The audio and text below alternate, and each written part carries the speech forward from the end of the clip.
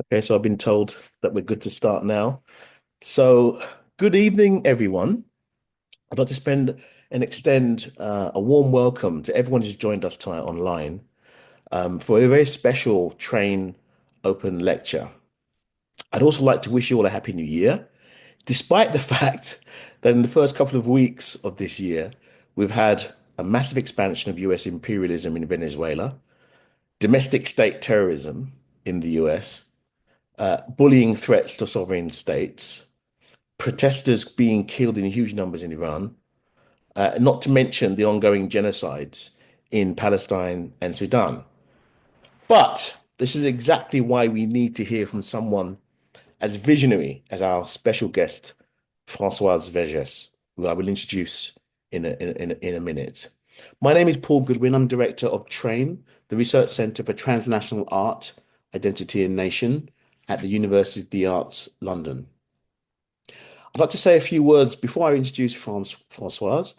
I'd like to say a few words about TrAIN, especially for those of you who are joining the TrAIN Open Live event for the first time. TrAIN is a community of researchers based at UAL, at Chelsea College of Art.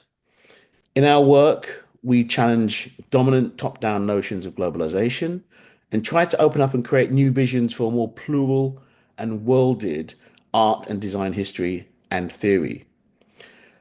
Our membership includes curators, art and design historians, artists and theorists from across many disciplines at UAL, University of the Arts London. And we also have a thriving community of PhD research students and associate researchers. If you want to find out more about what we do and what future events are coming up in this series, please have a look at our website, which is on at UAL, and also on our Instagram page. We also have a TrAIN UAL Instagram page where you can see you can follow us. So, without further delay, it gives me great pleasure to welcome an old friend, Professor Françoise Vergès. Um, I've known Francis for quite a while, Francois. I think we've known each other for quite a while. We met, I think, initially in London when you were at Goldsmiths, and I spent some time at Goldsmiths. But we've met variously over the years in Senegal, Dakar. We've met in Paris at La Colonie in those amazing debates at La Colonie. We shared a panel discussion together on Jean-Michel Basquiat in I think it was it in Dusseldorf in Germany. Don't know if you remember that. I do Um, remember them. When I don't. yeah, I think it was a show in Kunsthal in I think it was in Dusseldorf. Um, and I followed your work for many years, and it's really inspiration has opened up so many perspectives. And I think, what's interesting, I think, for us at Train, why we invited you is the work you've been doing on museums and in the art sphere and working with activists in the art sphere. Um, so just a little bit about Françoise, if you'd indulge me. She's currently the Honorary Senior Research Fellow at the Sarah Parker Remond Centre at University College London. Now, she received her political education from her anti-colonial communist parents and the people in Réunion Island. An education she pursued in Algeria, Mexico, England, the the USA and France, receiving her PhD in political theory at the University of Berkeley in 1995. Arriving in France in the 1970s, Françoise was active in anti-racist movements and later worked as a feminist journalist and editor and as a freelance writer for anti-imperialist journals. In 1983, she went to the USA, where she did a variety of jobs before entering the university. As I mentioned, she got a PhD at Berkeley in 95, and then came back to Europe and held positions at Sussex University, Goldsmiths College, but also in the States, Brown University, and in the UAE at Africa Institute. Françoise has always been active in both the art and activist worlds as a curator for the Memorial of the Abolition of Slavery in Nantes, which I've seen, Françoise, is a really amazing space. A co-founder of the collective Decolonize the Arts between 2015 and 2020, the initiator of decolonial visits and programs in museums, and also as creator of L'Atelier, a workshop and public performance with artists and activists, including one that she did at the Berlin Biennale in 2022. As the co-director for the team for a post museum in Réunion Island between 2004 2010, she proposed the notion of a museum without objects, which I think is something we'll probably discuss. Um, and she's on the board of different artistic projects and is a member of the Scientific Council for the Foundation for the Memory of Slavery in France. Françoise has many interests. Is interested in the racial fabrication of premature death and in the multiple practices of resistance. She writes books and articles on the afterlives of slavery and colonization, climate catastrophe and racism, the impossible decolonization of the Western Museum, which I think we'll talk about today, decolonial feminism, psychiatry, and of course the post-museum. Her many publications include A Program of Absolute Disorder, Decolonizing Museum, Pluto 2024, another recent publication, Making the World Clean, Wasted Lives, Wasted Environment, and Racial Capitalism on Goldsmiths Press, and other publications such as A Decolonial Feminism, also by Pluto 2021, and Aimé Césaire, Resolutely Black, Conversations with Françoise Vergès and Polity 2020. She's written documentary films on Maryse Condé and Aimé Césaire, and was a project advisor for Documenta 11 and Triennale de Paris in 2011, which was helmed by Okwin Wezo. She's currently working, or she has been working on a film about struggles in Réunion Island and her parents' personal archives. And in 2024, she was, along with sociologist Fabien Tron, a curator and writer of the first edition La Ville dansée in Paris. So Françoise will speak for about 30 minutes or so, and then we'll open up for questions from myself um, and the audience, of course. So if you want to ask a question, please use the Q&A button to send your questions, okay, at the bottom of your screen. But you can also raise your virtual hand if you press the hand button, and then we can try to unmute you if you want to ask the question orally. It's quite nice to have some interaction as well. This format often doesn't really do that. So finally, it gave me great pleasure to hand over to Françoise for her lecture, the title of which is What Use is a Museum in Times of Wars, Genocide, Climate Disaster, and Far-Right Politics? Françoise, the floor is yours. Well, thank you, Paul, for a very generous introduction. And good evening to everyone. So, yes, I will speak for 30 minutes because I really prefer to have a conversation. So I really prefer that the question come from you, because otherwise, I can speak for quite a long time about the question of museum. And indeed, the question I raised was, what is the place and role of the museum in time of war, genocide, climate disaster, imperialism gone mad, as Paul underlined. So, and effectively, it's a question because all museum, historical and archaeological sites in Gaza have been totally destroyed and ruined. We don't even know where some of the art objects are. Perhaps we will find them, we'll discover them one day in Israeli museum or being sold, traffic. We know that the National Museum in Khartoum was also looted during the war in Sudan. And we do know that there is still trafficking and looting. If it's not really going now to the public museum, it's going into private hands. So there is a long history of the production of a collection through looting or dishonest means. So my question was what do we do? How do we think? What's happening?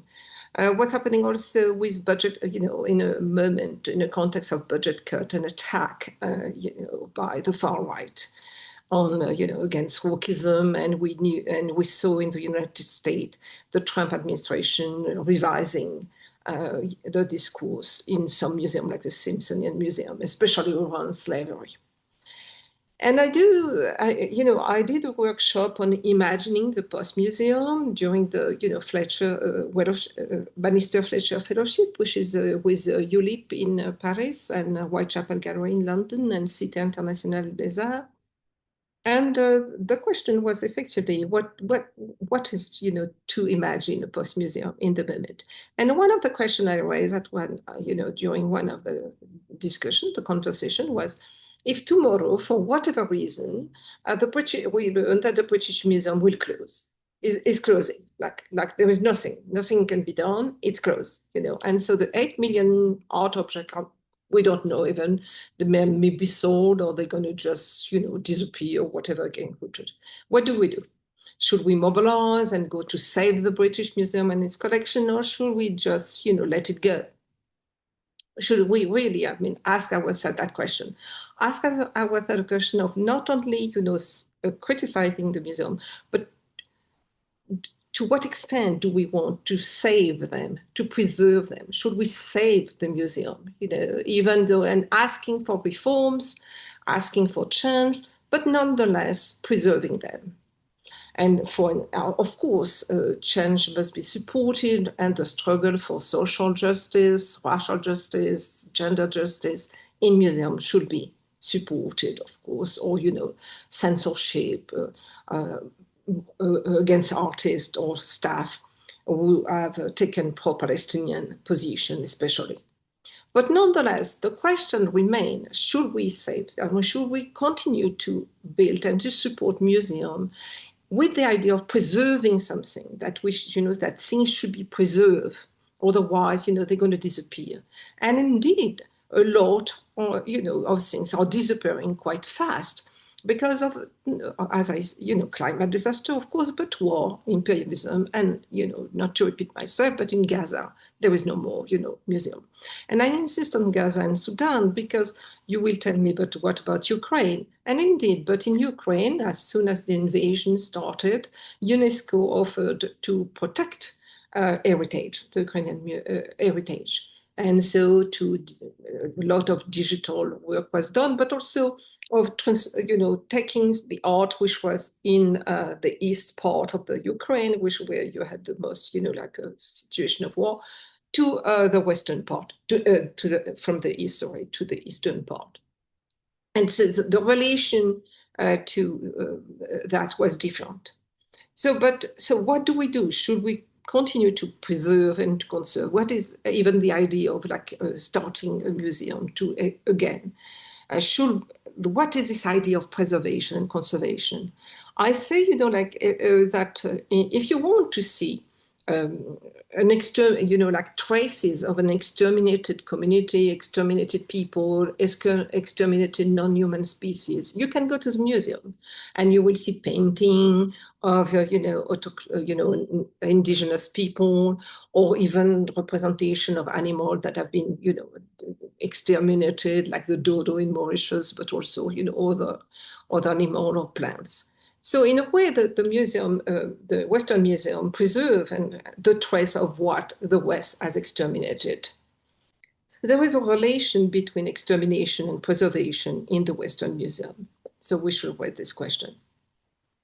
And so what will we do with the museum? Museums are built every day. It's an absolutely hegemonic model, has a huge success. So that also is something that we have to keep in mind. And either it's built by the state or by by a city or by a community or by private foundation. There is an incredible multiplication of museums around the world.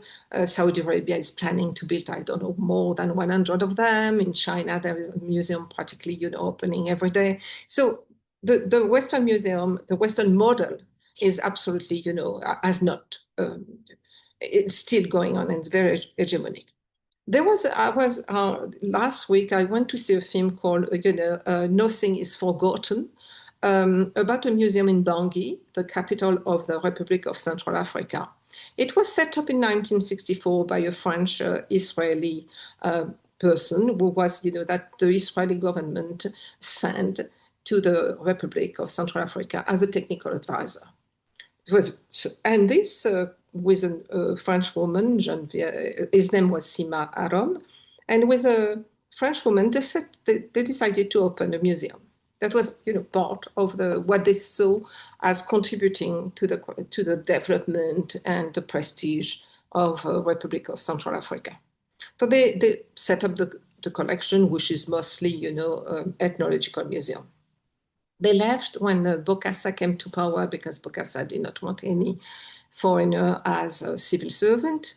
And then you had the coup and wars and looting of the museum that really damaged quite a lot. But my point is, today, the films show a museum with a statue totally eaten by moth, or art in wooden crate, absolutely kind of a phantom place, and some people trying nonetheless to hold it up.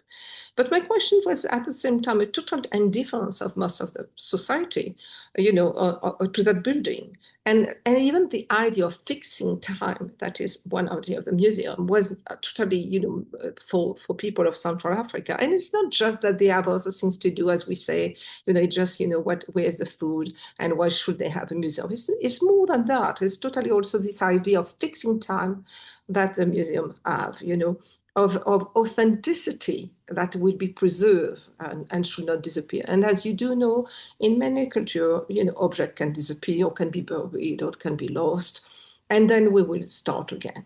And this idea also, again, of preservation, of conservation, of authenticity is also a problem. In Vancouver, the huge museum of anthropology, which is a very huge museum with a lot of art stolen or looted from native community, excuse me. The museum, in a gesture of a transformation and reform, contacted many of this community. And they said to them, okay, we want to do some kind of connect with you and see how we can repair. And some of the communities say, we don't have to, we don't want to have anything to do with you. You are safe. We don't speak to slaves. But also in terms of this question, relating to this question of fixing, you have some of the art by some community, which were, taken by missionary or different administrator, and they are there, and the community say you fix something now, you fix an aesthetic of this object. And now has become, this is what this community is doing. This is what the art of this community. Whereas for us, this was supposed to be left outside under the wind and the rain and disappear. And we will have, built something else or, and new or redo things or repeating the same kind of, decor. But that was up to us. What you're doing by that is like, now this is the art of that community, and you can, we don't. So this question of fixation of a restored age, something that you will go and find what was then, and which repress the processes of colonization and capitalism and art, being a commodity. So this is, again, for me, this question, of the role and place of the museum today. Should we preserve things? What is to preserve? What should we? How do we look from a position of anti-racist and anti-capitalist and decolonial position? So this question of imagining the post-museum was for me quite important because a lot effectively this concern, but everything will disappear because of the speed through which capitalism commodify everything or destroy, or imperialism destroy things. So the disappearance, the speed through which everything is disappearing effectively push us to say, but we have to preserve. So we have to ask ourselves that question: what and how? And what is the resistance to capitalism and imperialism? What is a form of preservation that is anti-capitalist and anti-imperialism? Paul referred to this, project of museum in Réunion Island, of museum without object, and I want to say just, a word about it. So the idea was to build on Réunion Island a museum about the history of the population there. There was no native population in the island when the French decided to colonize it, and after enslaved from Madagascar and the east coast of Africa were, taken to the plantation, and then an indentured worker from South India, Northern India, China, and different places of the Indian Ocean rim. And there was no object, whatever art or whatever, from, preserved from the enslaved. Because in fact, most of the Museum of Slavery will show you the tools of the slavery system. The chain, the act of selling, or sometimes resistance, but it will be within the frame of enslavement. And we did not want that. We wanted to keep something of, this was a human being, a woman, a man, a child, who did not lose her or his language because of arriving. So how this remain, Indian conscious, the dreams, the personal conversation in the love exchange of this language that had been spoken and remain Indian conscious, or circulating in this island as specters. So there was no object, and we did not want to find, to point and to imagine or to reconstruct something from archive. And we decided also to get away from this fetishism of the object in the West, that the object, the painting or the sculpture or, tools or whatever, a jewelry, a toy.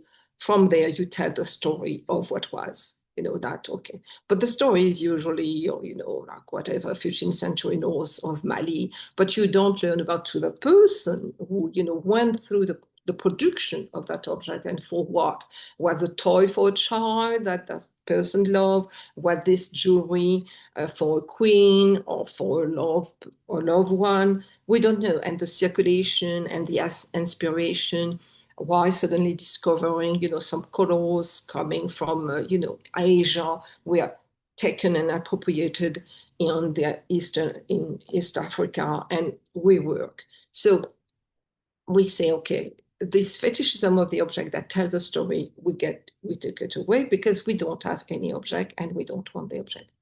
And we suggested, okay, I should say, okay, let's not, how can I say, cry over or the lack of object. And the reflection about this notion of lack that has been imposed a lot on the South, or, a racialized person, Black and brown person, lacking something, intelligent, technique, knowledge, or whatever. And that is a foundation of Western racism and imperialism. And we say, okay, we lack things. We don't have them. There is an absence. It's fine. We don't have need of a complete genealogy, this kind of patriarchal idea that, I will trace my genealogy from, some 11th century ancestor and it will be full, complete. The narrative will be totally like a round one, like there is no possibility of absence and lack. We say, okay, most of the lives of the oppressed, of the colonized, of the racialized are, narrative in fragment. And that's fine. That's okay. There is no, that does not mean that there is an existence despite that lack. It's okay. So we say, okay, without object. And we will start from broken, fragmented narrative to evoke, the life of someone. And we trace, and one of the other things, rather than starting with the French colonization of the island, we started from the Indian Ocean. We started from an Indian Ocean that had connected Africa and Asia for centuries. And where, Europe is in the periphery. And of course, Europe has tried for centuries to absolutely master that ocean and to militarize it. But nonetheless, there is this connection between Asia, Africa, and the Muslim world that Europe has not been able to erase. So our space will be the Indian Ocean. Our temporality will have been the migration, the circulation of ideas, of songs and poetry and revolution ideas through that ocean. With Europe and France as in the periphery, not that we will ignore them, of course, Réunion being a French colony, but that will be not the center of the narrative. So temporality and spatiality out. The colonial time will not be the starting point. We were not the children of French colonialism.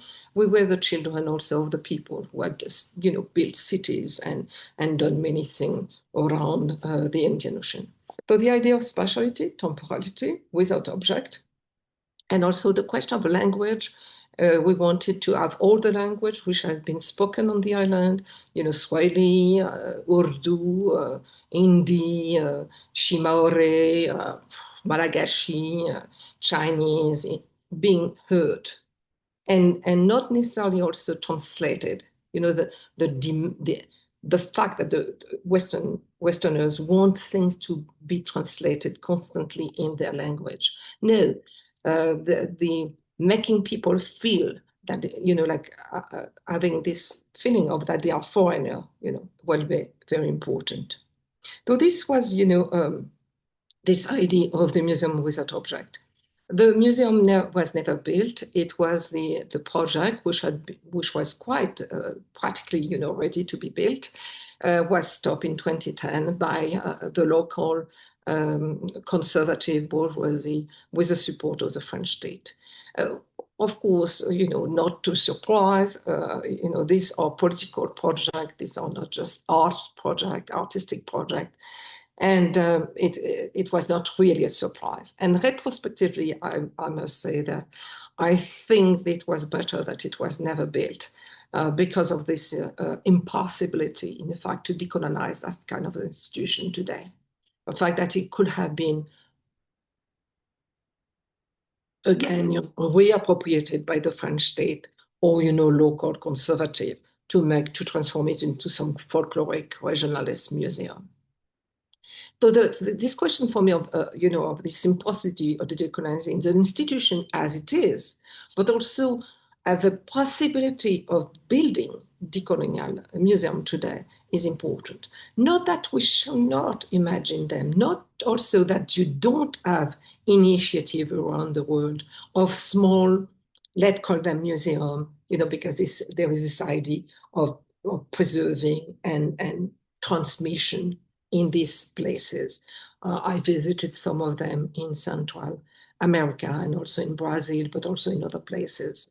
So museum that ask, the question of the economy does not erase the question of the political economy of the museum that the Western museum usually, you see a lot of things you don't know where the money comes from, right? Not just the story of, how the art was arrive in these places, but also where the money come from. What is the salary of these people? Why is the woman who cleaned the gallery, so much underpaid when the curator, even the feminist curator, is like paid 10 times more? What is effectively the museum as a total social space and not just what is on the wall and through which we should, for which we should, fight for more, better representation? No, it's a total social space. So imagining different places, it's also imagining working on the political economy of that place. And and so asking, do we have the means? Can we remain independent? Can we remain autonomous?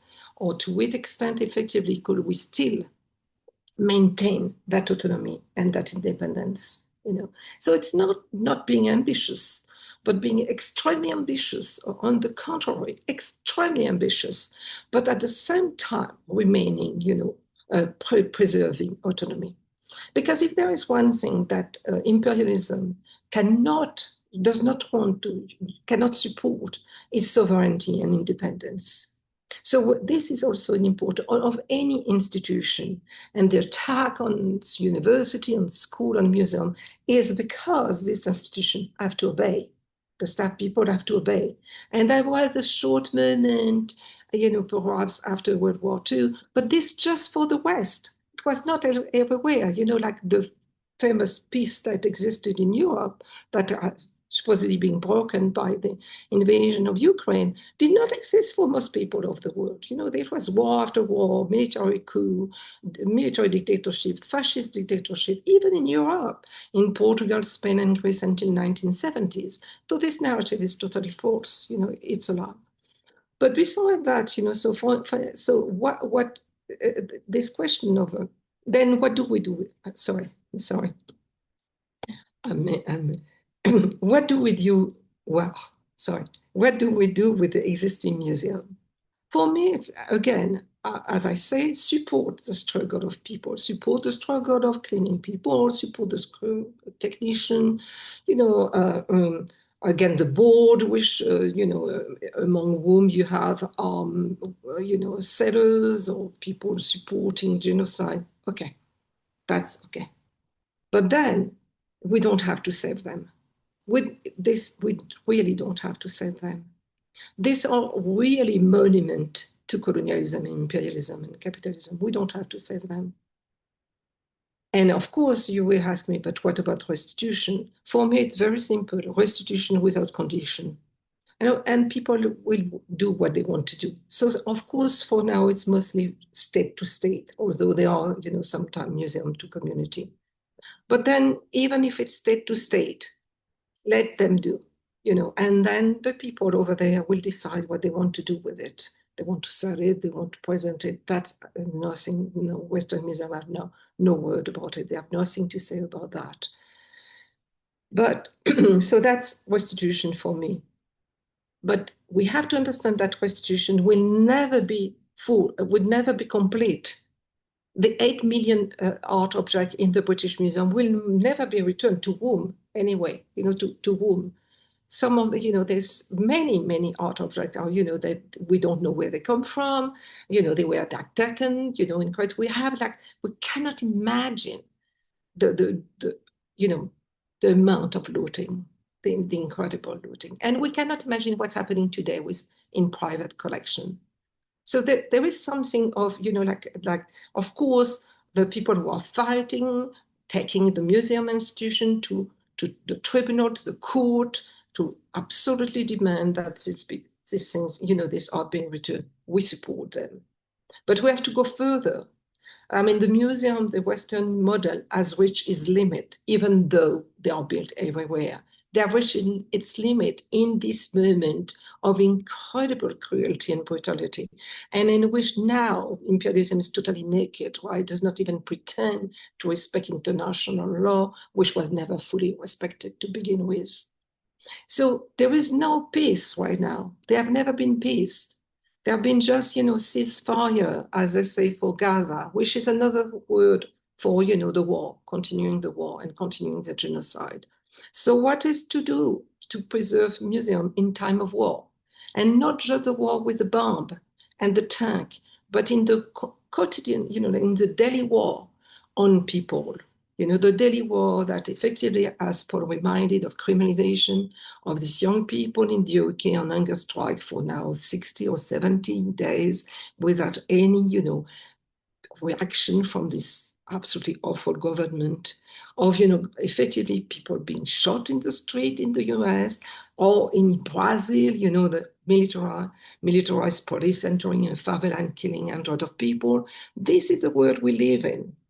This is the world we live in. So what the kind of museum in this place? What will be if we want to build nonetheless something that we call the museum as a place nonetheless to bring document, archive, art object that we think must be saved.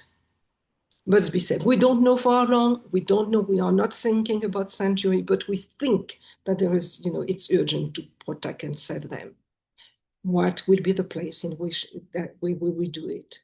What kind of place? And of course, the answer will be different in Gaza, Sudan, Congo, or or the UK and France, because there is a total asymmetry, of course, of possibility and capacity.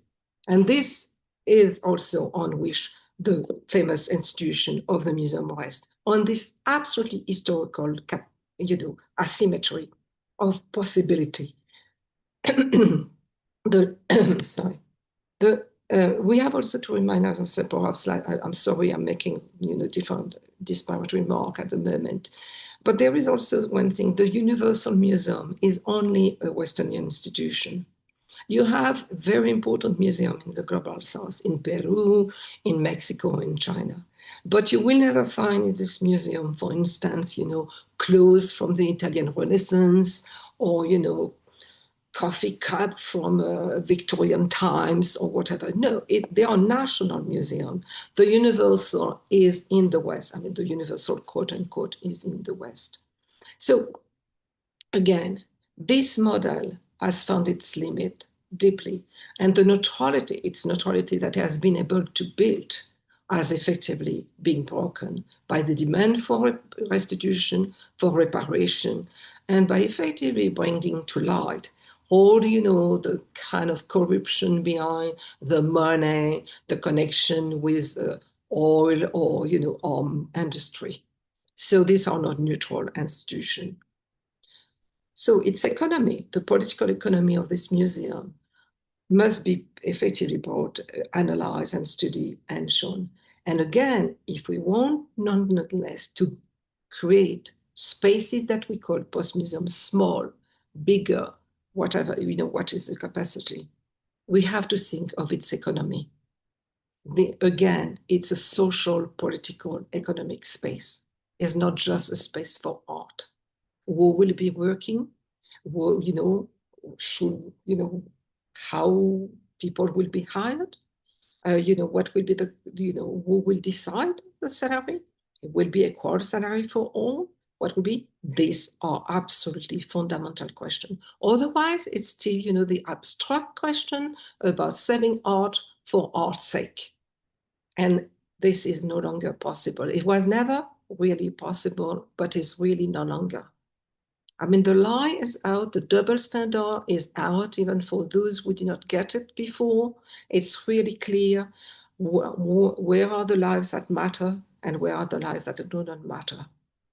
The fire, like the incredible extermination of Congo, the extraction, the violent and brutal extraction in Congo, the one in Sudan for land by the United Arab Emirates or Saudi Arabia, Israel buying land everywhere, the privatization of water again, and Paul was talking about my last book, Making the World Clean, in which I talk, how to repoliticize the basic vital needs, the elemental, like the fact that we cannot do without them. This is not about my body, myself, and I do whatever with my body. I need to pee, I need to do certain things because we are also, an animal species.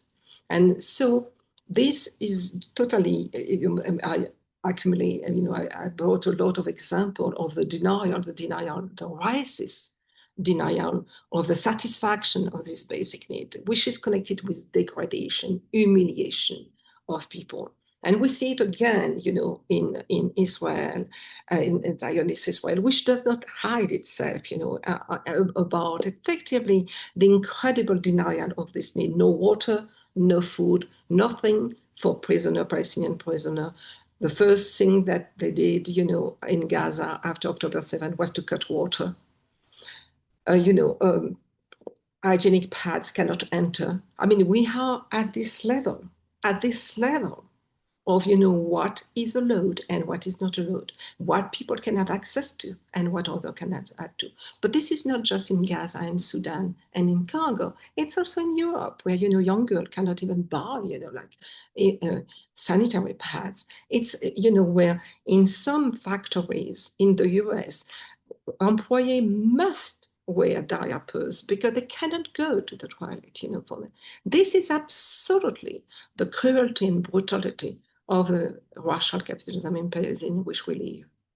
So this must be, our, enter our conversation when we talk about conservation and preservation, and to make them political question, not just, in terms of the question of memory and preservation, but in the question of the word, of that word, to put an end to that word, not to the word, but that word, of structural racism, premature death, and imperialist war.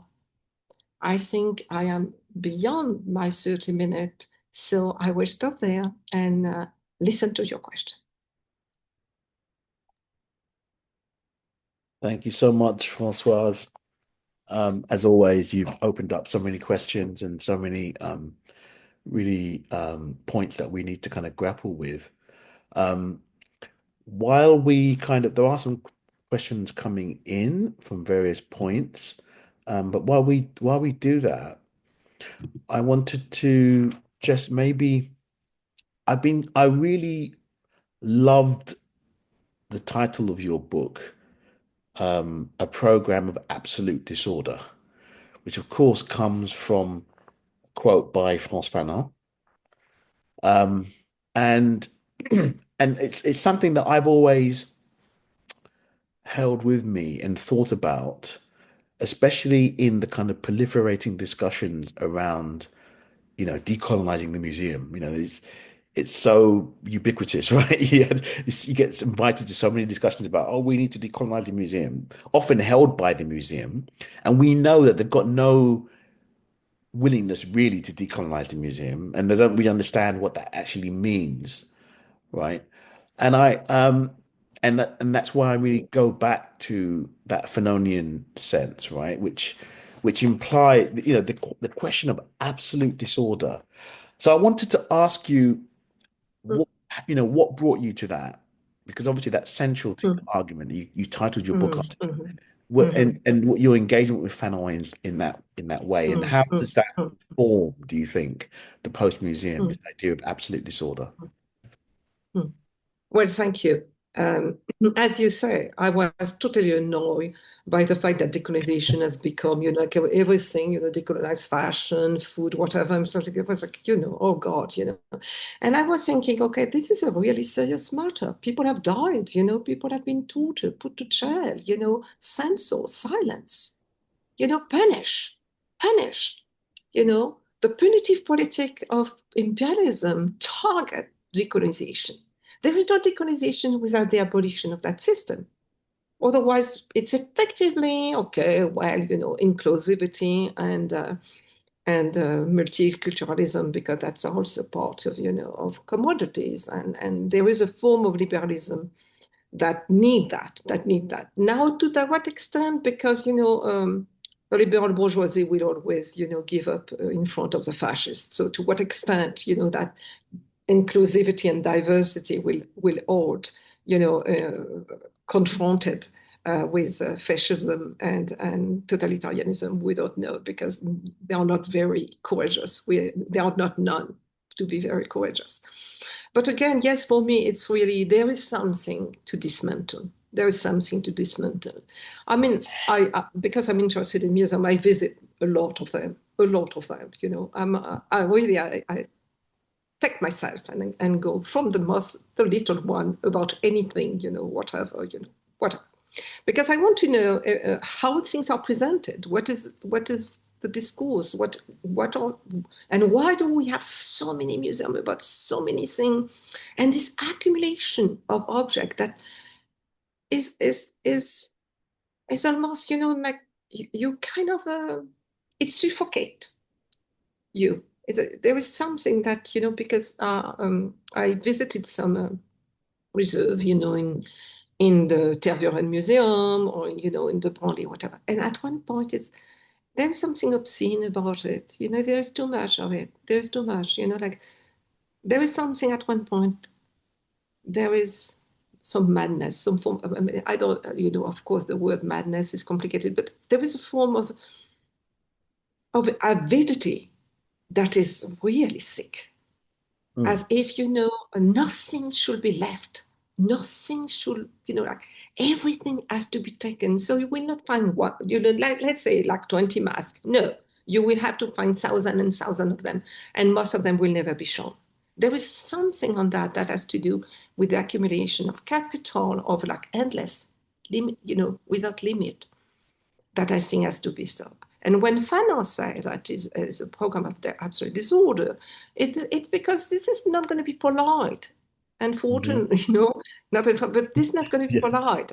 We're not going to sit, around a table and say, Not going to be okay, just now, uncomfortable conversations. Yeah. yeah, It's yeah. I mean, when did we see the powerful giving up their power? Nicely, gently. Oh my God. People had to force the palace and attack things, and and, and put their life at risk. So there is a real battle. And so there is in this decolonization of the museum, things like that, effectively an attempt to save something, to save something. Um, Yeah. and but as you were also saying in your introduction, it's it's it's the war of genocide and cruelty is there nonetheless. And so this kind of nice liberalism, which could still work in the 1980s, whatever is now, like, you cannot save, you cannot save, I mean, liberalism will not save us. Yeah.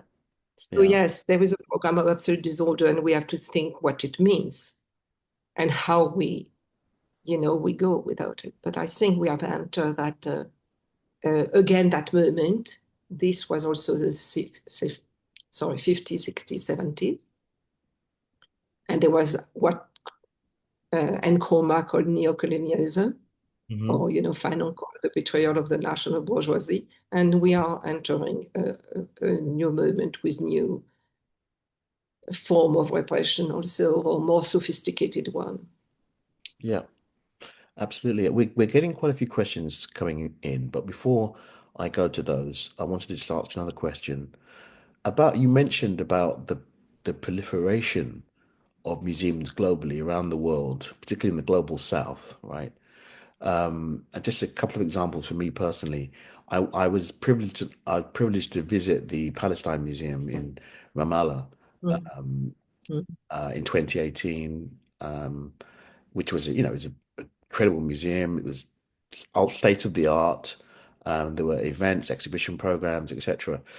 And it struck me, despite the situation that it finds itself in and how it would deal with that. And it just struck, and of course, I've been to museums in Africa as well, and the Caribbean, etc. And so there's always this question of representation, Francoise, right? That mm, museums somehow and objects somehow incarnate, embody this need for mhm, representation to tell we need to tell our stories, and museums are a powerful tool for doing that. So I'm just kind of thinking about, wonder whether what your, I mean, you talked about that in your talk, but and in your book, but how are we talking about moving beyond representation? Do we need to give up representation in that way mm. in No, the global south? I don't think I will say that, and also I'm thinking about Past Disquiet by Rachel Salty and Christine Coury about the Museum of Solidarity, which are absolutely fantastic also. No, I Yeah. will say we have to work also through representation and also ask ourselves, of course, there are moments perhaps of, urgency, and suddenly something also represent like the keffaya today, like, people wearing, I mean, 5 years ago, you will not see so many keffaya in the street, or, or the different representation, and anti-colonial and anti-imperial struggle have always used representation. Is very important. The visual culture of anti-colonialism, anti-imperialism, anti-racism is extremely, has been part of the struggle. And very quickly, movement of liberation understood that importance and brought filmmakers, artists, I mean, mobilize artists to do that, to have that representation. So it's more, what will be the institution and what will be the organization of the institution, its economy of the institution, in which effectively the visual culture or that escape Western representation uh, is presented. And then with also perhaps the question of for how long, is it like for centuries, like the Louvre or the British Museum or the Embodies, or, these are also questions that we have to ask ourselves. So it's not against representation, is that for me, Western Museum are fake representation. Not fake because they are beautiful things sometimes, like quite often, nonetheless. But the idea of art also that they carry that are important. But the question of representation and visual culture, and even so, it's not just also what I said to carry. a Mm. message, but even, like imagination, wanted to say something about a landscape that was dear to the artist, or but I will include into that poetry, literature, Mhm. music, not just a pictorial representation. Sure. Okay. We've got quite a few questions coming through, many of which are actually addressing this question of post-museum.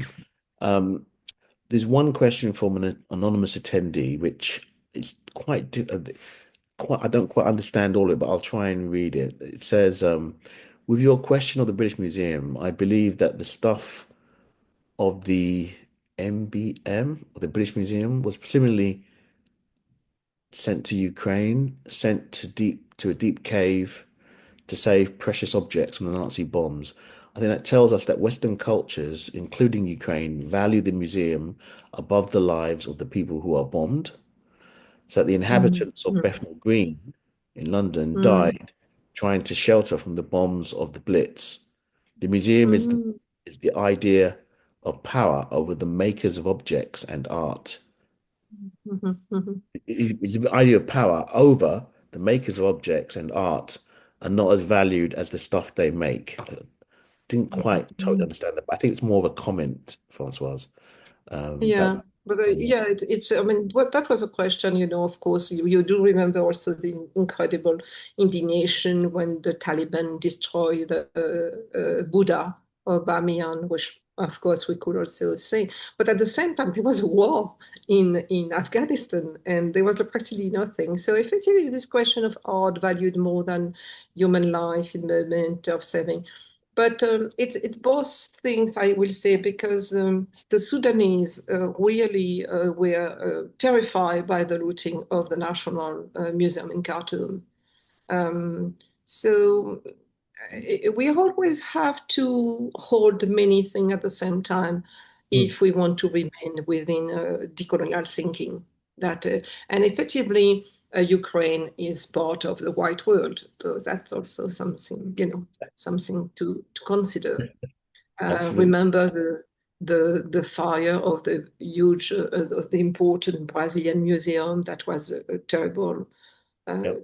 terrible thing for in Brazil. So we have to work through this. Yeah, there's not just one answer very quickly like that. But effectively, again, who, for whom, how, with what money, for where to go where. And it's true that Ukraine art is much more to be safe than Gaza or Sudan or Congo. That's absolutely evident. Sure. There's a question or a couple of questions from Sunil Shah, who asks, who do you think should define the basis of a new model of a museum? And he goes on to say, who do you think should define the programmatic and operational basis of a new model of the museum? Museum professionals, writers, artists, curators, audiences? I'm wondering about where the power lies and who gets to decide on what stories get told in the museum space and how those spaces are managed and run. Yeah. Well, for now, it lies with mostly with government or state or private foundation. There are more and more private museums being built. Yeah. Billionaires want their museum also. That's part of the prestige. The way in which the museum was part of the prestige of the nation state, the European nation state, now it's also part of the prestige, of people loving art. Loving art, it's part of it. It shows where you belong in the scale of humanism and sophistication, right? So the more you love art, the more supposedly you are sophisticated and a humanist. We should, of course, it doesn't. But where the power lie, I mean, I will say, of course, I mean, this again, um, um, it escape people. It mostly escape people. Mm, Um, People are not really. And after it will depend on the staff, but it starts also with a choice of the architect. I always say, like as if, like why is it built like that? The architecture already carry a message. You enter the museum is a big lobby like that, like in a cathedral. I mean, all of them are built the same way. And then you fall, from room to room, there is a certain circulation and so on. So already even that architecture is an architecture that already discipline the public, and the fact that children cannot run, you should not speak too loudly. There was a part of the disciplining of the body and thing that also tell you, oh, you are entering a sacred place. It's the last a sacred place in the West, because the church is no longer that. I mean, in Mhm. different other countries, I mean, churches or mosque or temple are still very important. But in the West, I mean, the museum is the last thing where you enter and see, like, like you absolutely get, like this is art. I'm entering the temple of beauty.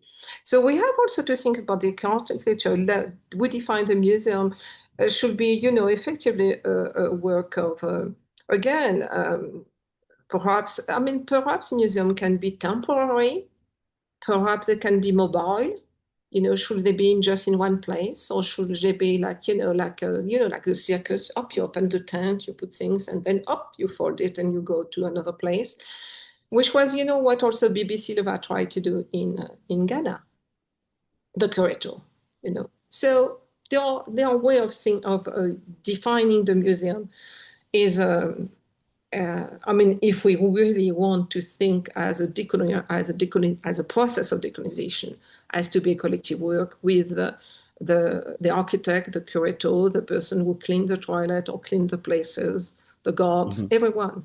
everyone should be involved, and the Mhm. community, of course, and the artist and the historian, Mhm. without a hierarchy of, Yeah. it's not the architect doesn't have, people have to say no, this will not work. People, like people who work will say, yeah, should say, no, this is going to be unbearable in the summer, for instance. Like, the famous pyramid of the Louvre is apparently absolutely unbearable in summer, but it's part of the prestige of the Louvre and the Mhm. iconography. Mhm. Great. So maybe I'll give you a couple of questions because we've got quite a few questions, Françoise, if that's okay, coming up.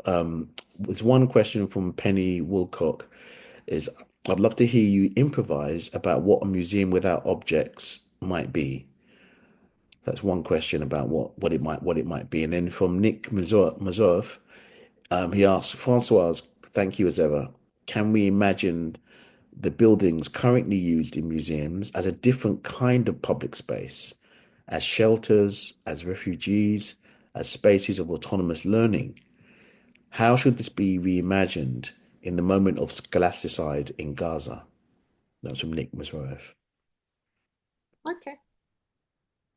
Um, Yeah, of course, imagining the building of different kind, of the museum. Of course, let's open the British Museum, the Louvre, for instance, in Paris, there was, some snow recently, and minors, from sub-Saharan Africa were sleeping in the street. Open the museum, open the museum. And remember, this is a case I talk about in the book, like when the families from Asia and Sub-Saharan Africa occupy the Museum of the History of Immigration in France, in Paris. They were kicked out because, in fact, immigration was about their object, but not about their selves. Their body should be removed so that the museum should be open. So the museum effectively is a place where people are forbidden.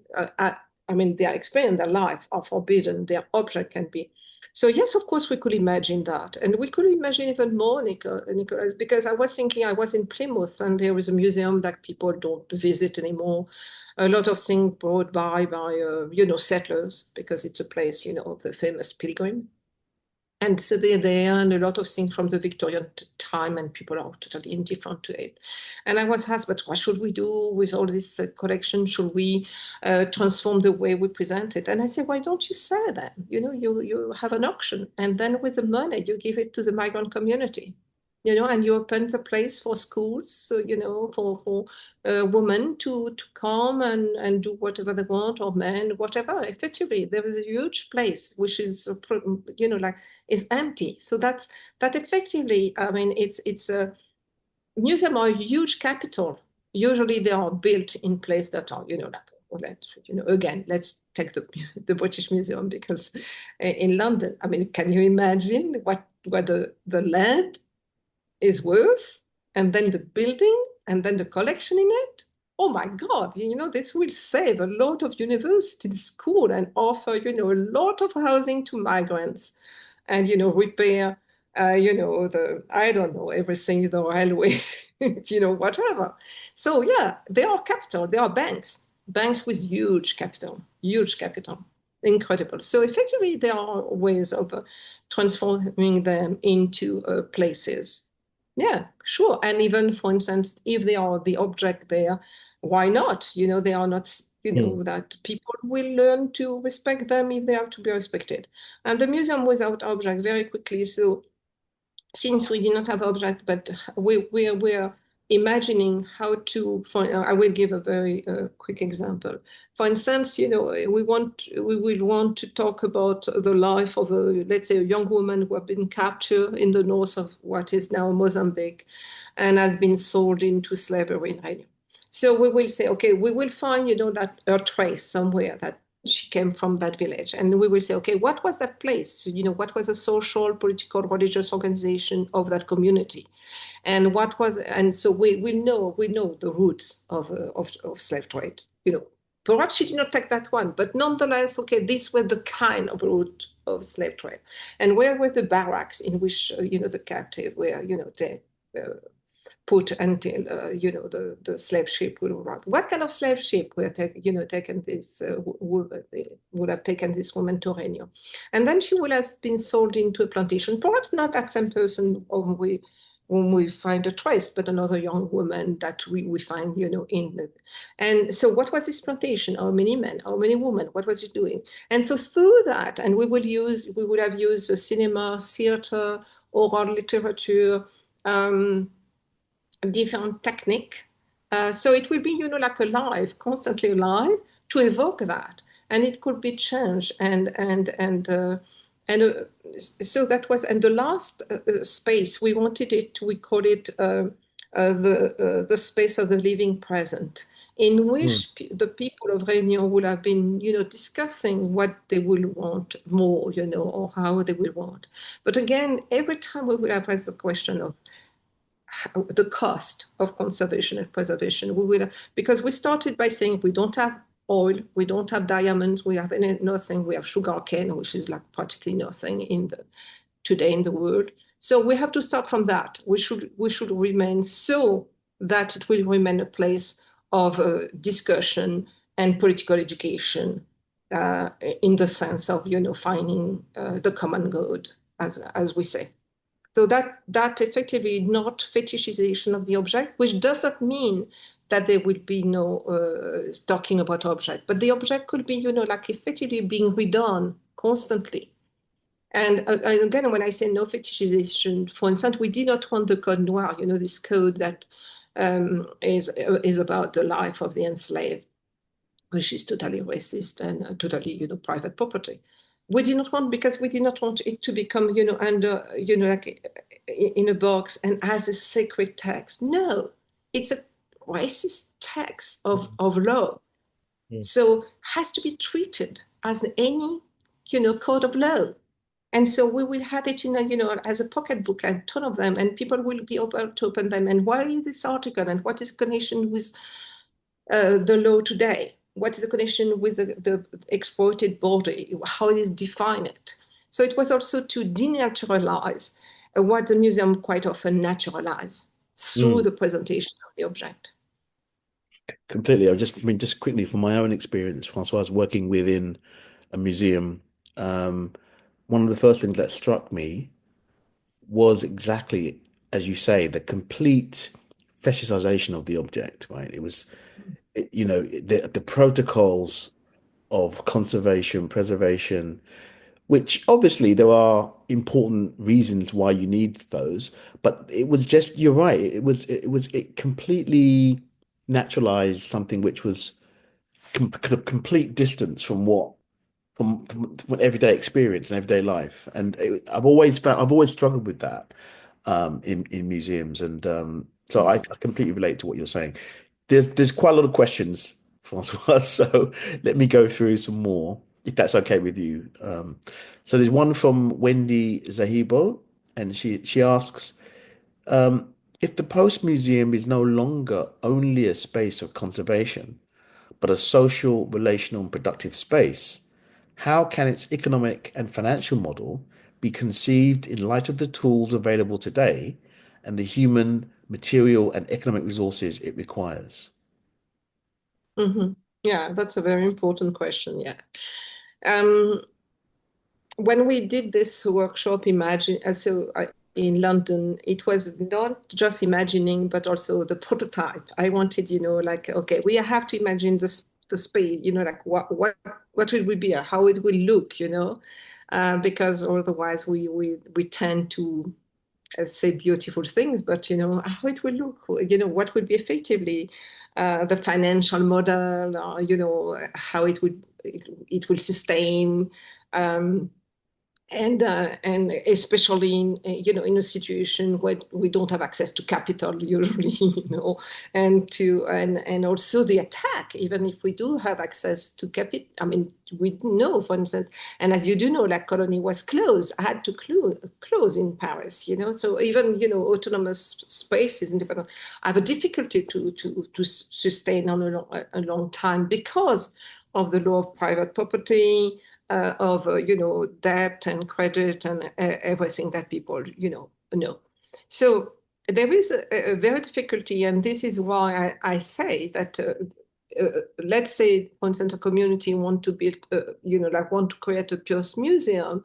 Perhaps again, it would be just a temporary things, cannot hold for a long time, and that would be okay. There is something also of the intervention that must be perhaps thought. But there are also models, for instance, I remember it was in Peru, in the popular neighborhood, I mean where people were living. It was a collective of artists and activists asked people if they wanted to have a different like their living room or a place will be one of the gallery, let's say, of a museum, right? So people at one point also they were offering to help people to build a new room because they needed another room for children, whatever, things like that. And but that room will be used for a short time as a gallery. I use the term gallery, and then will be returned to the people. So for a while, something will be presented, and so this were model, and it raised a lot of enthusiasm in some of the neighborhood where everyone wanted to have something in their garden, in kitchen, whatever, And so it was a different model. But it was again the question, inevitably, or for how long? How do you sustain it, the model?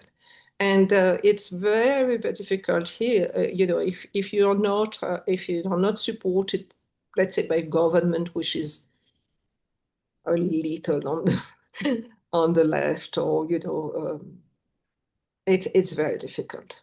It's very difficult. Has to be thought as effectively some form of guerrilla economy, of but again, the place where we will protect and save things that we want to protect and save for further generation about the struggle. And we know that so many have been erased and archive have disappeared. And sometime we find a trace of someone who was important. Or the silencing, like the silencings of the Haitian Revolution, which is until today. And the difficulty even of, like breaking that silencing. breaking that silence. There is no representation of Haiti in the French museum, like none whatsoever, of whatever episode, because he had to disappear. A representation of that moment had to disappear because it was a defeat of white supremacy by a black army led by black general. That was impossible. And this is, for instance, the defeat of Vertières in 1803, when the Napoleonic army are defeated and they have to go back to France, has no representation whatsoever. It's not even the name is not said. So Waterloo will be said because after all, Waterloo is a defeat, but by the British, which are like the French white people. So the question of like effectively, how do you do that? With that, what is a place where we preserve that for transmission for further generation? The story, I see the Haitian Revolution, but we have like so many other story like that. And but they are there. They have not really disappeared, right? But the way of transmission is not necessarily the museum. It's also about books, through music, through film, through art also. But poetry, and also that's something also. I say quite often because the report of Phil Winsor and Benedict Savoy stated that 90% of African heritage is outside of Africa. And so this was I realized that in the French media, a lot of lament, oh, it was terrible, or Africa is being emptied. Kind of Africa, like again, as an empty space. And I insisted in the debate, I was like, it did not stop African to create. It did not stop it. It's not to celebrate that, the looting, but be careful. Be careful. They continue to create. Art continue, music, literature, poetry, everything, like it did not. So do not give again to the West and to Europe, the kind of the power of decision over something. Don't make them again the central story, you know. Um, Again, for IT, it did not stop Haitian to create. And to this day, an incredible creation, artistic creation. It does. I'm careful, right? I'm not saying that this is good, what has been done, but I say be careful not to give the West again the central role in that story. Absolutely. Um, Another question from Patricia Kaczynska. She says, I wonder how your idea of museum without objects speaks to Marot's museum without walls, specifically his argument that the significance of museum objects is not fixed, but through photography, curatorial work, contextualization, for example, objects from different times and places can be brought into conversation with each other and with the world more broadly. And so the significance can be made anew and remade through reproduction, appropriation, criticism. In this sense, museums are not just about preserving, but educating, and crucially, re-educating through co-creating knowledge. I know that Malraux was a status quo defender, but I wonder if you would consider whether there can be a scenario, sorry, where this re-education changes not just the hegemonic notion of museum, but also the political economy itself. Well, I I don't think it would be possible in the Western Museum and even in the National Museum, because National Museum are about really the prestige of the nation state.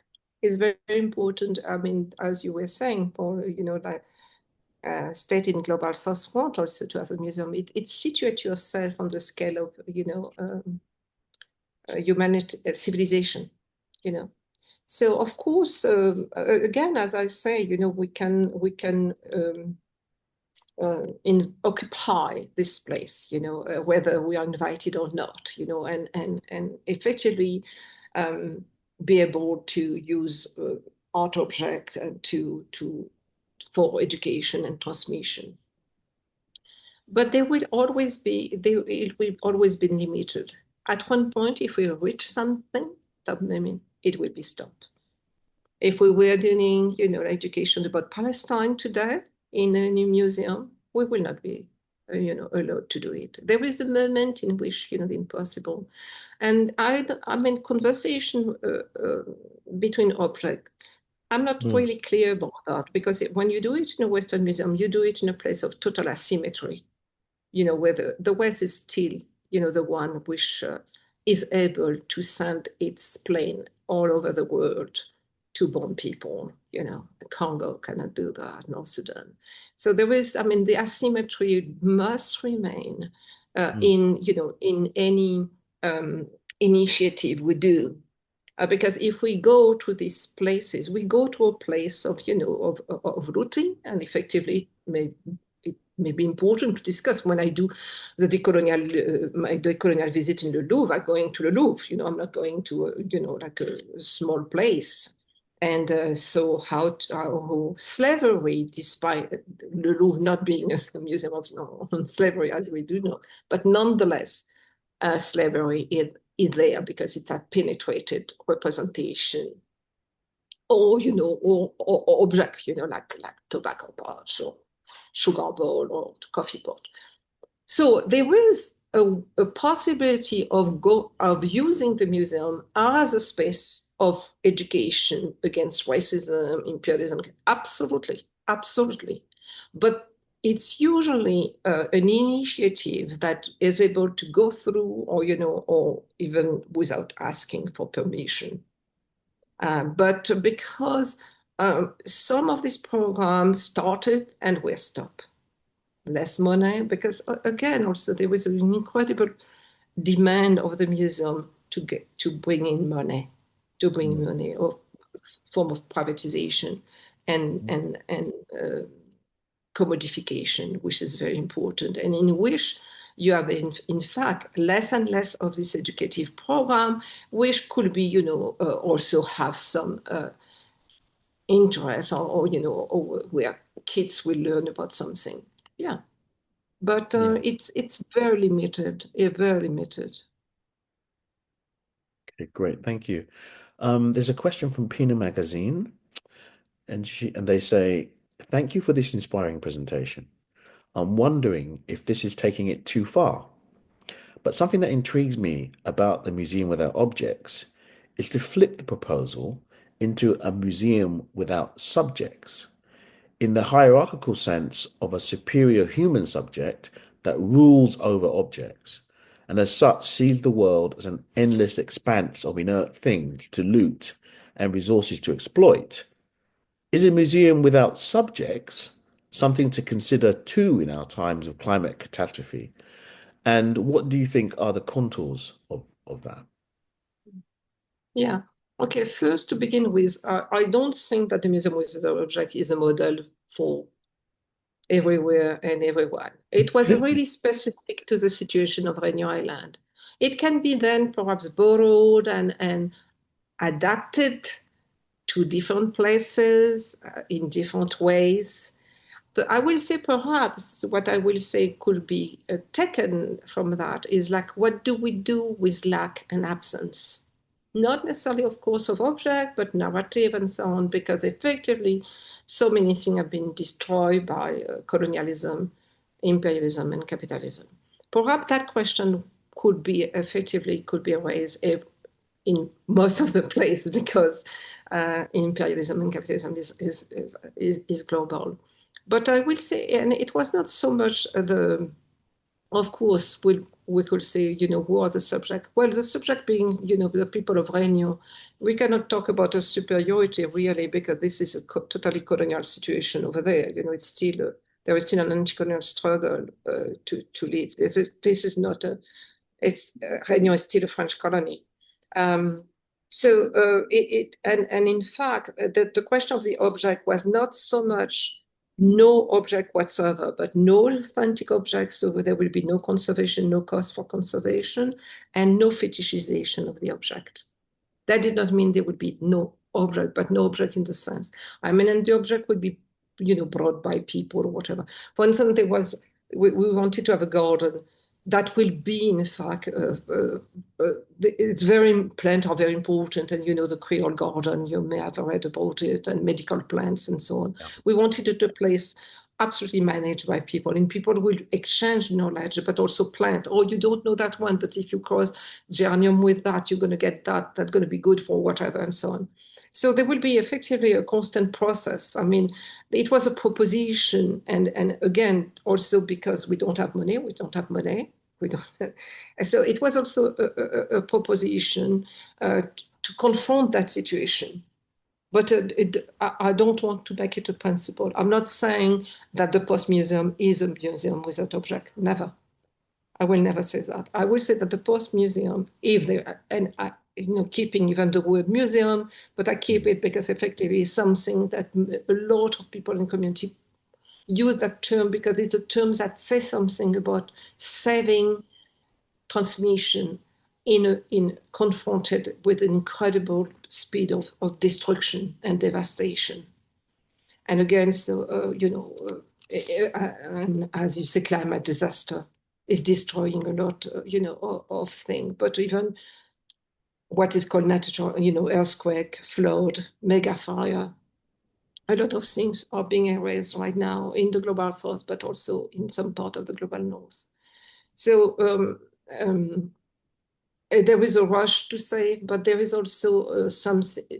I mean, I will say, working between things to save, important things to save, and the fact to respond.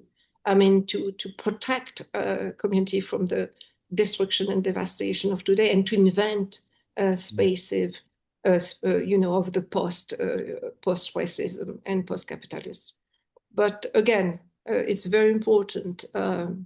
The museum without object was our answer to our situation, and we never pretend, that it would be a universal thing, because that will be repeating the Western model of hegemony.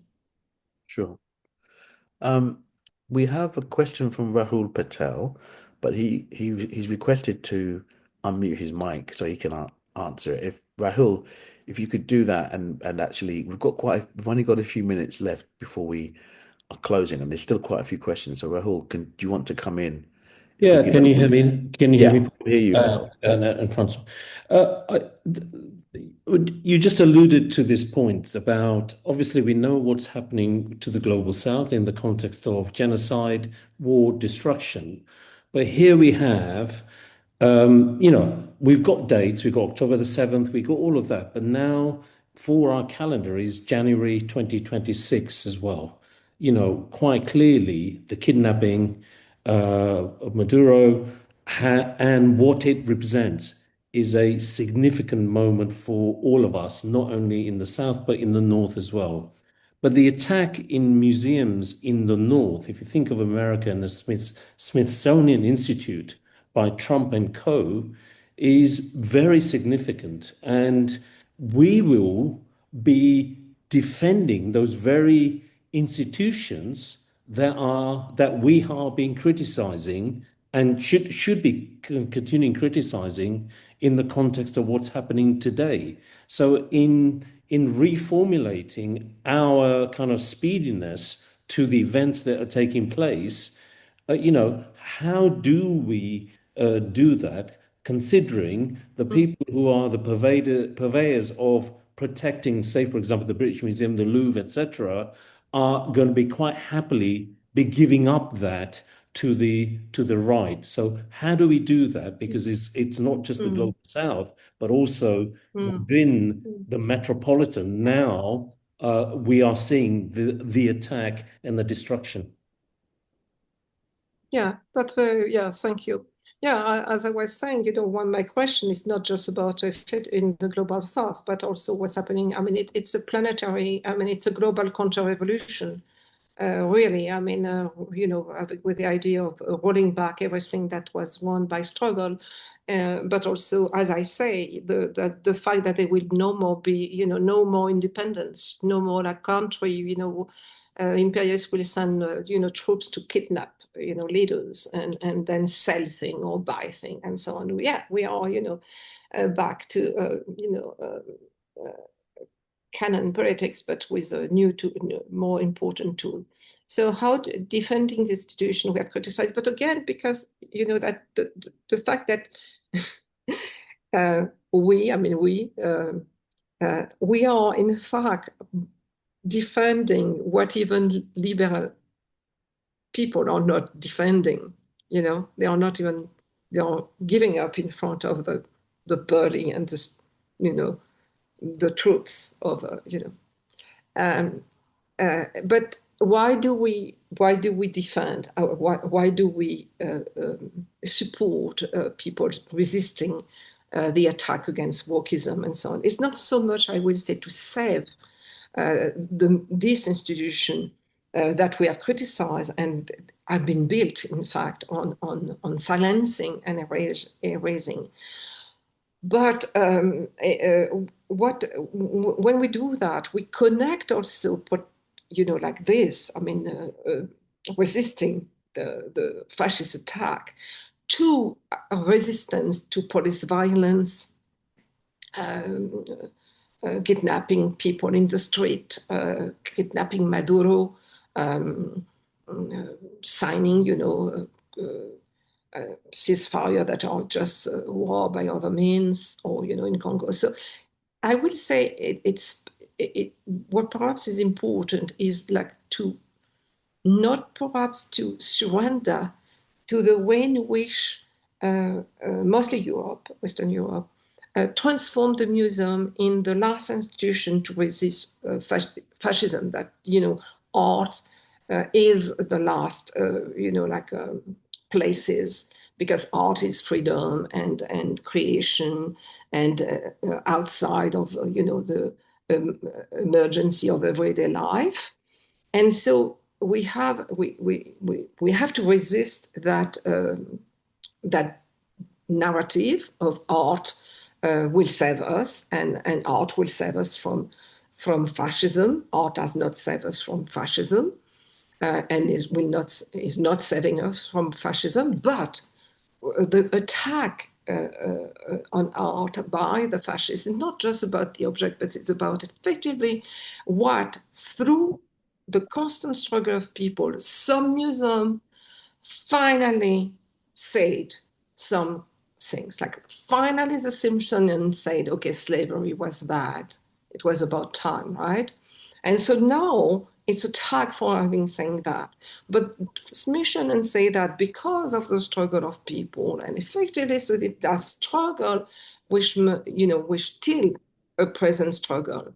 So how do we effectively resist? Say that the attack on museum or budget cut and everything, privatization, greater privatization, invitation of Shell or British Petroleum or whatever, LVMH to become, the main financier, and therefore saying something about what's going on in the museum.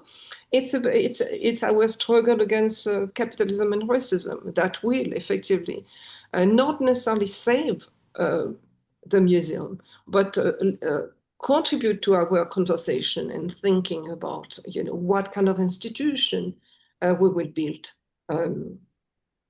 for transmission. And also, as Nicolas was saying, to what extent this museum will accept then to open their door to migrant, to refugee, to effectively the kids who cannot, who cannot go to school, or food, and that how the museum do not preserve itself more than any other institution from the chaos of the world, chaos to which the museum was an active participant, and is still, not just was, but is still.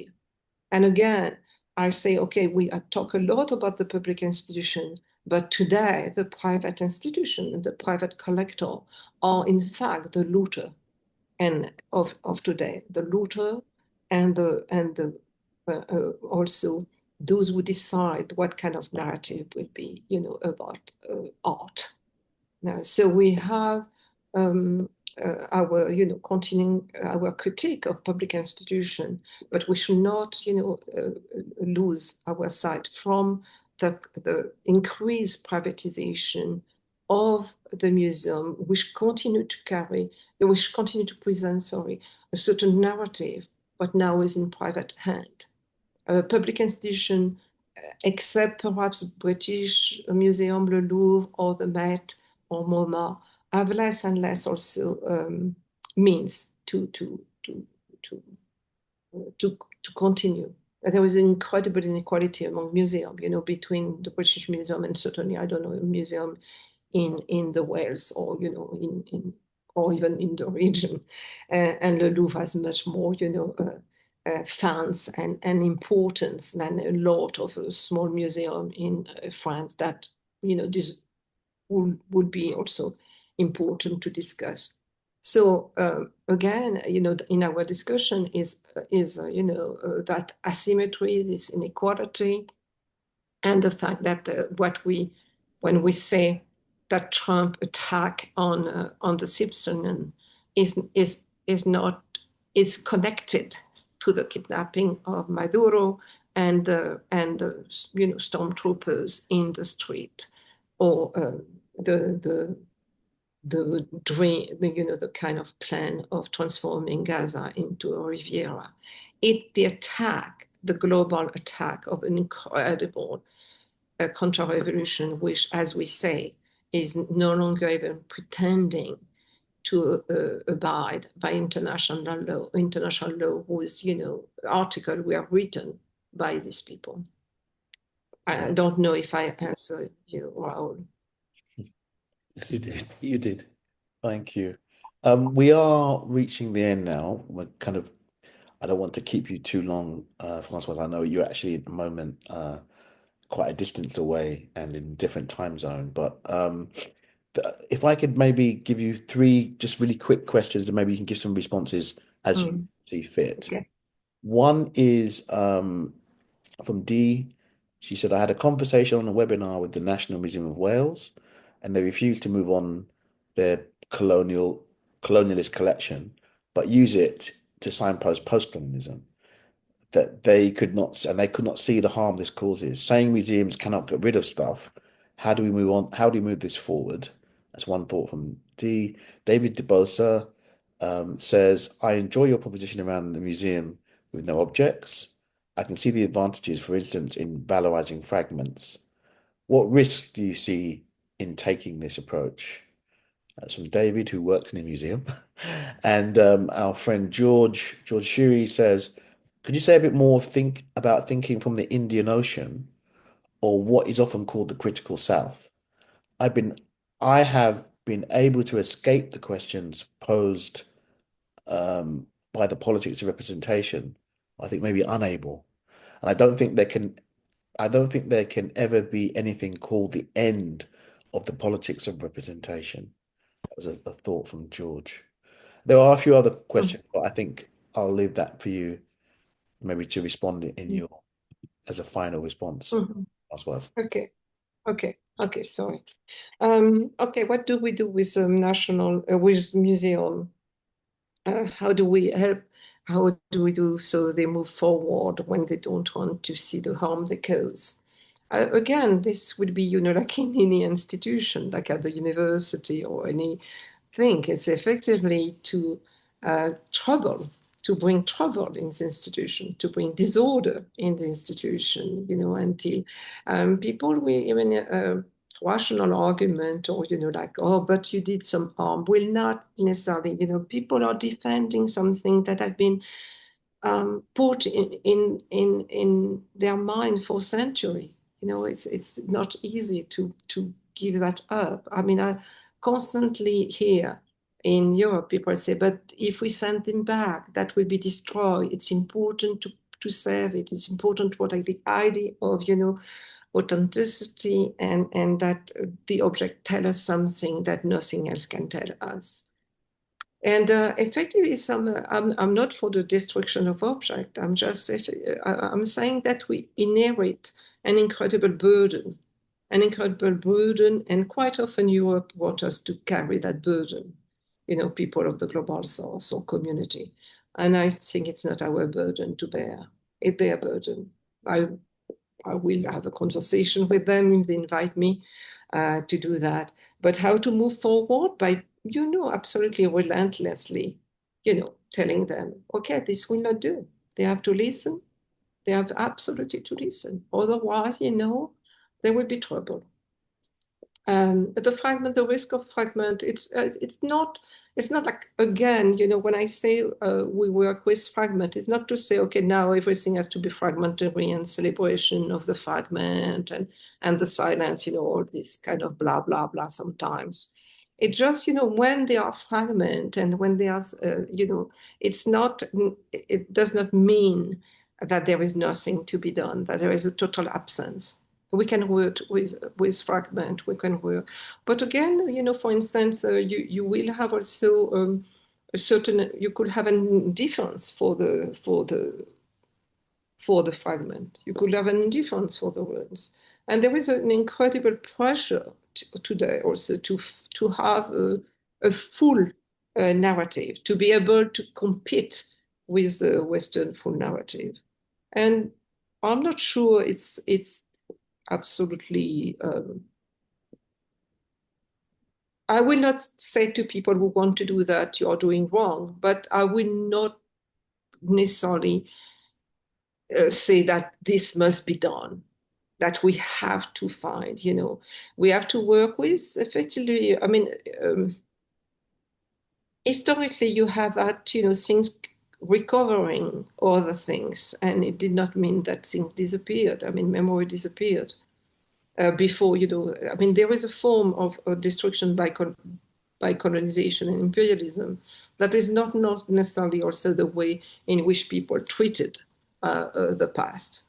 The discovery of Angkor Wat by the West, as this was a place buried totally in the jungle. In fact, you had people living there around the temple, and they were, it was a living space, a social space.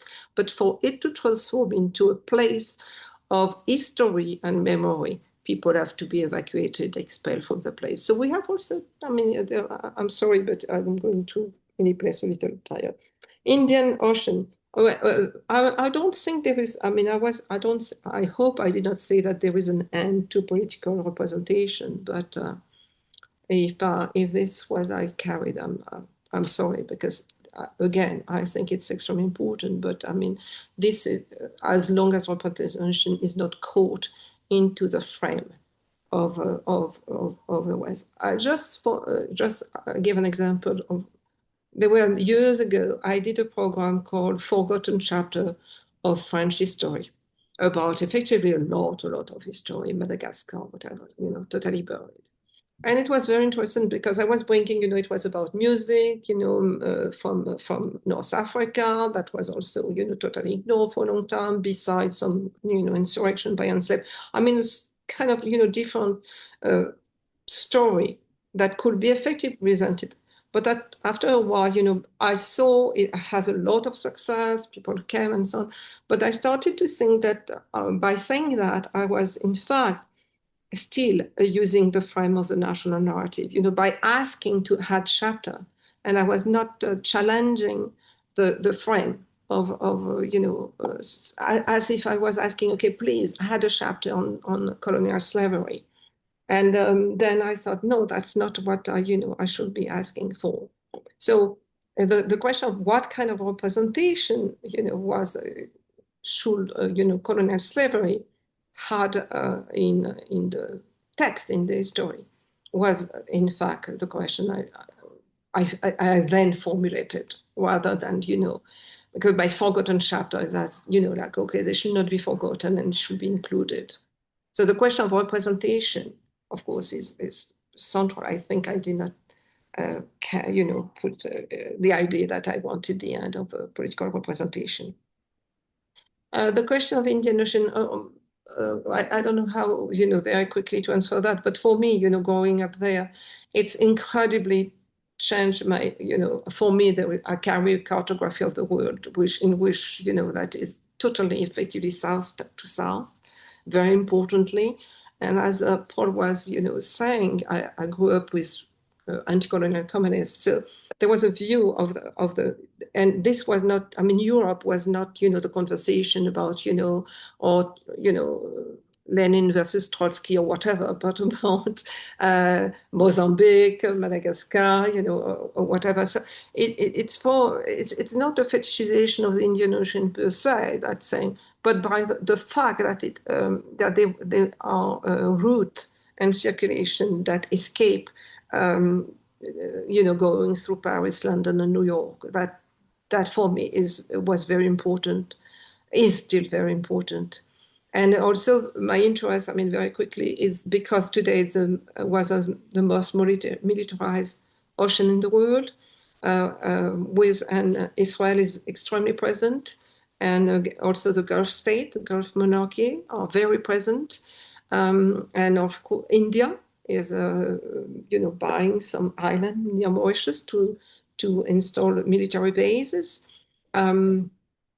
Of course, Australia, China, and Russia. But so it's port. This is where the 30% of the oil goes through, 80% of the maritime trade, and you have Suez Canal, you have Hormuz, you have Malacca, three very important spaces for dominance, Western dominance. So I think for me it's an important space of study today for also the way in which the tools of imperialism, especially around land and water, really land and water, not necessarily military occupation, but land and water. I mean, I don't know if you read about the insurrection in Madagascar in last year, at the end of last year, about lack of water, for instance. But the water corporation was owned by an Israeli company, for instance. So for me, it's to trace the current forces at play and the current resistance and how it connect, not, I mean, new in the sense of today, anti-imperialist struggle, connect anti-imperialist struggle in that place. So that's why the Indian Ocean is important for me. And of course,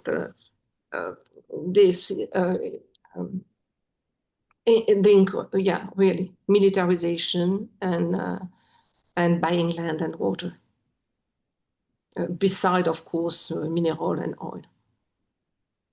So the old colonial.